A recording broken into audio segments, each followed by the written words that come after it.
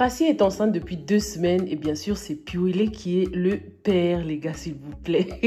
Elle a tout de suite annoncé la nouvelle à Piwele, hein. Ils se sont vus et il était choqué. Il était super content aussi. Il n'a pas hésité à aller annoncer la nouvelle tout de suite à sa mère qui avait juste les nerfs. Elle était surprise, choquée, un petit peu méfiante aussi, hein. Elle lui a tout de suite dit ouais, t'es sûre que Passy ne voyait pas d'autres hommes. Elle était aussi déçue par Piwele qui lui a caché qu'il continuait à voir Passy, quoi. Du coup, grosse déception de la part de la maman de Piwele, hein, comme on pouvait l'imaginer. Mais du côté des Mbarga, c'était la joie. Ils étaient très contents de savoir que Passy était enceinte, surtout après toute l'humiliation de la famille de Piwele, hein. Après tout ce que Passy a enduré, elle est finally pregnant. Tout le monde était étonné, mais ce qu'ils ignorent, c'est que le père est Piwele, quoi. Parce qu'en ce moment, on sait très bien comment ils détestent Piwele. Passy n'a pas osé leur dire que Piwele était bien le père de son enfant. Bonjour à tous et bienvenue sur Yeri TV. Je m'appelle Sylvia et sur cette chaîne, je fais des revues et des analyses de films et séries afro.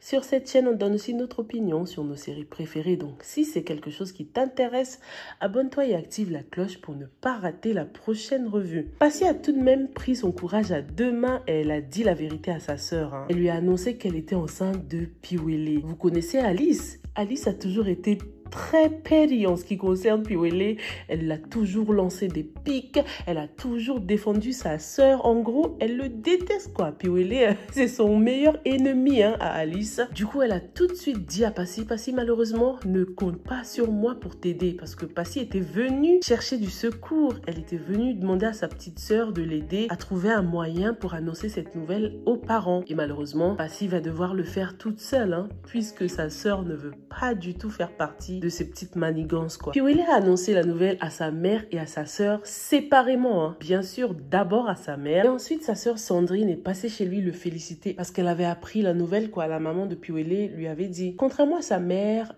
Sandrine était super contente, hein, d'apprendre que Piwele et Passy allaient avoir un bébé ensemble. Du coup, elle lui a dit « Oh, je suis super contente qu'elle soit enceinte de toi. » Et comme par hasard, au moment où elle prononçait cette phrase, Karine fait son entrée, s'il vous plaît. Le choc. Karine, vous la connaissez, hein, c'est un volcan. Elle a fait irruption dans le salon. Elle a agressé Piwele et sa sœur direct. Piwele n'a pas osé dire qui allait être le père de son enfant, mais Sandrine n'a pas hésité. C'était l'occasion pour elle de provoquer Karine. Donc Sandrine a dévoilé à Karine que Passy était enceinte de Piwele. Karine, elle a explosé, elle a giflé Sandrine et elle a giflé Piwele aussi. Le festival des gifles, comme d'habitude dans la série. Sandrine déteste Karine. Elle a tellement fait volte-face, elle a changé de camp, hein. Maintenant, elle préfère largement Passy à Karine, quoi. Elle a dit qu'avant, elle et sa mère pensaient que Passy était la diarrhée, alors que Karine, elle, c'est le choléra.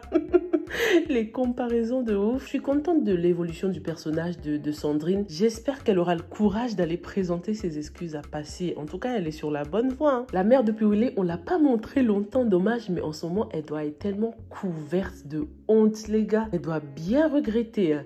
Du coup, notre prétendant qu'on attendait pour Passy, là, il viendra pas, hein, franchement. Moi qui croyais qu'elle allait enfin se trouver quelqu'un, enfin pouvoir prendre sa revanche. Finalement, on dirait que ça ne se fera pas. On constate aussi que Piwele se laisse faire, hein. Karine a osé le gifler comme ça, normal. Il a même pas cherché à se défendre. C'est limite, il a peur d'elle en fait, hein, parce qu'il n'a même pas osé lui dire avec qui il avait fait un bébé. C'est sa sœur Sandrine qui a dû dévoiler l'information. Est-ce que Piwele est devenu mou face à Karine? Qu'est-ce que vous en pensez? Si c'était passé il y a longtemps qu'il aurait décidé de la quitter, il aurait demandé le divorce tout de suite. Mais on constate qu'avec Karine, ça traîne, hein, ça traîne beaucoup. En même temps, elle le menace beaucoup, hein. Elle est bien décidée à rester, donc ça va être très difficile pour Piwele de se débarrasser de Karine. Peut-être qu'il nous faudra un petit clash Karine-Passy pour que Karine puisse dégager. Alors que tout se passait bien pour Kim et Austin, ils voyaient déjà l'avenir, ils s'amusaient déjà à choisir un nom pour leur enfant. Voilà que le passé refait surface, les gars. La Chisa d'Austin, là, à l'ancienne, ne veut toujours pas lâcher l'affaire. Elle a donné un petit rendez-vous à Austin pour essayer de lui déclarer sa flamme encore. Cette fois, heureusement, Austin a été un peu mature, on va dire. Il a repoussé ses avances, mais malheureusement pour lui,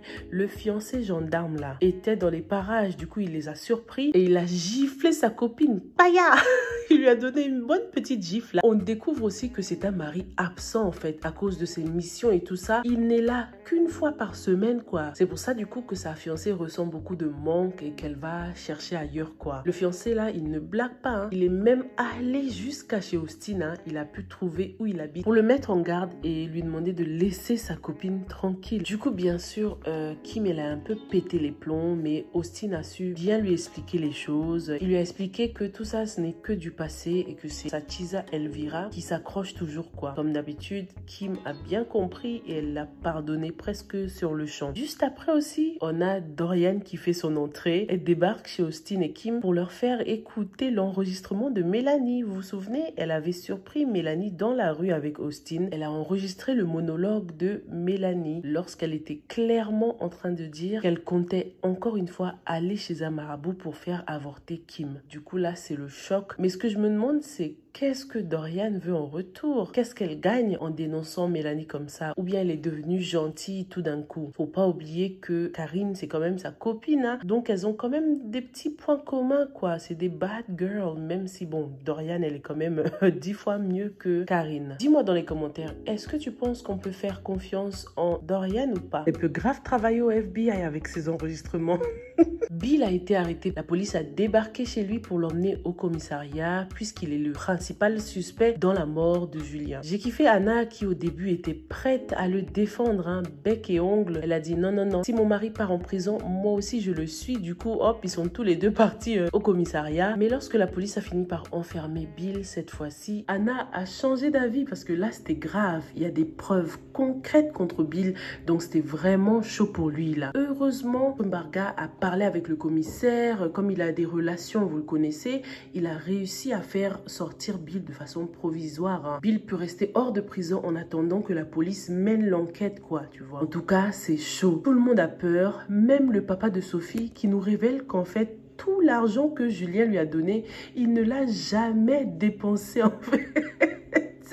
Il a toujours suspecté Julien. Du coup, c'est comme s'il n'avait pas osé dépenser cet argent, quoi. Qui n'a pas peur de la mort? Il s'est bien épargné. Hein. Du coup, là, c'est Béa qui stresse parce que elle a tout dépensé. Hein. À chaque fois qu'on lui donnait de l'argent, comme elle est dépensière, ça allait vite, quoi. Nos parents au village, là, ils aiment trop ça. Mettre dans des papiers, mettre dans les matelas, sous les coussins. Jamais à la banque.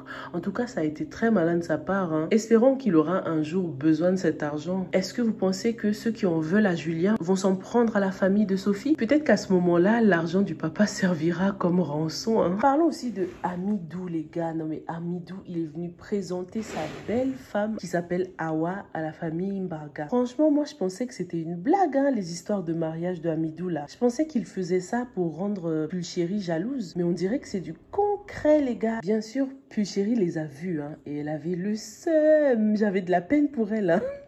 Amidou, il lui a fait du sale, mais ça l'apprendra aussi à jouer à la dure, hard to get. Elle aime Amidou, mais elle fait trop la meuf en fait. En plus, nous aussi, les téléspectateurs, on les kiffait ensemble, on les trouvait trop drôles et super mignons ensemble. Peut-être que Amidou est en train de faire une blague pour tester l'amour de Pulchérie, hein. Qu'est-ce que vous en pensez? En tout cas, elle est prête à se battre, hein, Pulchérie. Elle va tellement boxer la Awa là. Arnold, en bon petit gentleman, est venu présenter sa femme à son père, qui n'a pas manqué de lui annoncer la nouvelle, hein. Arnold, tu es excommunié. Il était choqué, le pauvre. Mais de toute façon, Arnold était prêt à tout, hein, pour épouser sa Alice. Du coup, quel avenir pour Arnold, les gars? Qu'est-ce qui risque de se passer? Lui qui est tellement croyant, est-ce qu'il va créer sa propre église? Est-ce que c'est Alice qui va devoir aller à l'église du pasteur pour se faire connaître et pour que les gens changent d'avis sur elle, peut-être? En tout cas, ça lui clouera le bec, hein, à Marie-Thérèse une bonne fois pour toutes. De toute façon, là, elle peut plus rien faire, hein. Ils sont mariés. Voilà ce que j'avais pour vous pour l'analyse de ces 2 épisodes. Je lirai vos commentaires du coup dans la prochaine revue. En ce moment, j'ai des vacanciers chez moi. C'est pour ça que les publications sont un peu décalées. Mais dès demain, là, je reviens au taquet normalement, les gars, ok? Laissez-moi vos commentaires et j'en lirai quelques-uns dans la prochaine revue. Tellement hâte de voir la réaction des Mbarga lorsqu'ils vont apprendre que c'est Piwele, le père de l'enfant de Passy. Est-ce que Piwele sera capable de dégager Karine de sa maison ou pas? Dites-moi tout dans les commentaires et on se se dit à la prochaine dès demain, ok? Stay safe and stay blessed. Bye!